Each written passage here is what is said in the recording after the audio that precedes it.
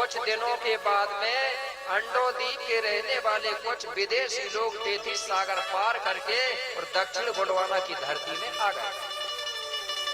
तो ये लोग आए तो धीरे धीरे बाबा शंभू के राज में जब प्रवेश करे तो इन लोगों ने देखा कि यार बड़ा सुंदर राज चल रहा है, यहाँ की जात पात नहीं है, ऊंच नीच नहीं है, भेदभाव नहीं है, सब लोग हिल मिल के रहते हैं। बाबा शंभू को पता चल गया कि कोई विदेशी आए हैं हमारे राज्य में। बाबा शंभू ने उनको बुलाया और पूछने लगा, बोले तुम कौन हो, कहां से आए हो?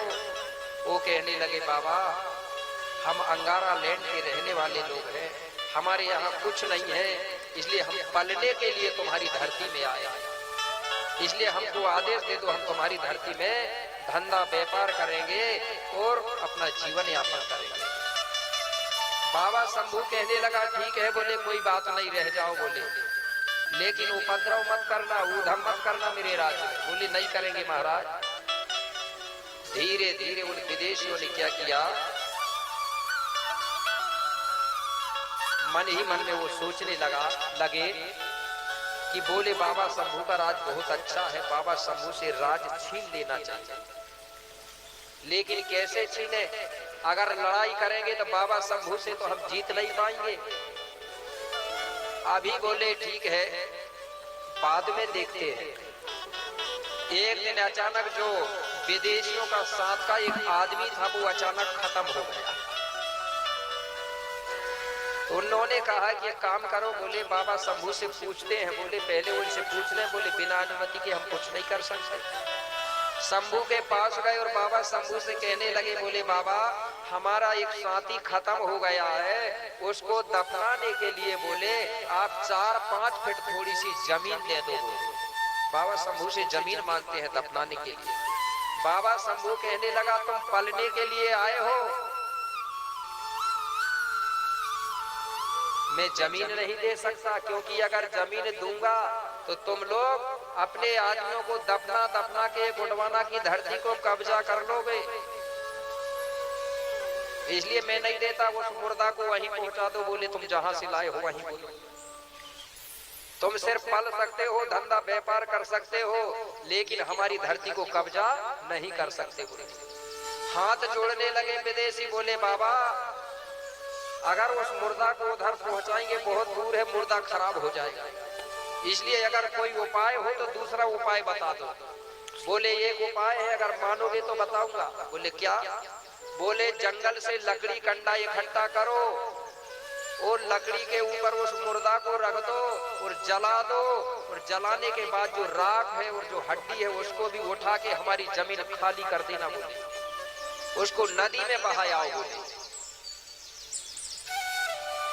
विदेशी कहने लगे, ठीक है महाराज, जो आज्ञा हो वही करेंगे। उन्होंने उस मुर्दे को लकड़ी इकट्ठा किया और जलाया, और जलाने के बाद जो राख थी और हड्डी उसको पूरा साफ करके और नदी में ले जाके बहा दिया। और बाबा शंभू से बोले कि महाराज तुम्हारी जमीन हमने खाली कर दी है। बोले अरे बोले जहां जलाए हो हमारी जमीन धरती बोले अशुद्ध हो गई, उसको शुद्ध करो। बोले तो बोले कैसे करें महाराज?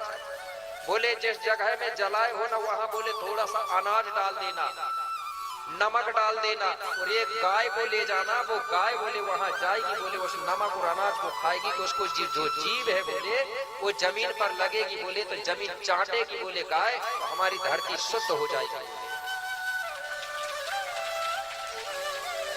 तो उन्होंने क्या किया, नमक और अनाज डाल दिए जहां जलाए थे वहां, और एक गाय को ले गए, तो वो गाय नमक और अनाज खाती थी तो उसकी जीभ जमीन पे लगती थी। ऐसा करके उनने धरती को शुद्ध कर दिया। और अब विदेशी कौन बन रहे हैं? भारत के लोग। जैसे कि दफनाने के लिए जब इतना सब कुछ किया बाप ने, उसके लिए मर गया तो 5 फीट की जमीन भी नहीं दे पा रहे हो ना, उसको भी विदेशी बना दे कि चल तेरे को जला के बहा देते, तेरा भी पता नहीं। गैर धर्म के कारण मुर्दा को जलाकर कर रहे हो भभूत, दूसरे धर्म के कारण। गैर धर्म के कारण मुर्दा को जलाकर कर रहे हो भभूत, और वो हमारा बूढ़ा देव में मिले नहीं और बनो फिरत है भूत।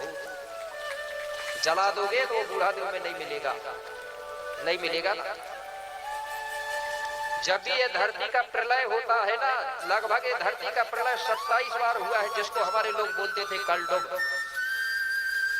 ये धरती पानी में चली जाती है और जब धरती का ये टीला जो है, अमरकोट का टीला सबसे पहले निकलता है। गोंडों में वो है, इनको जब दफनाते हैं तो उनकी जो हड्डी अकेली बचती है जमीन में, वो हड्डी पुरुष की और महिला की हड्डी, दोनों हड्डी जब दोनों एक साथ मिलती है तो वही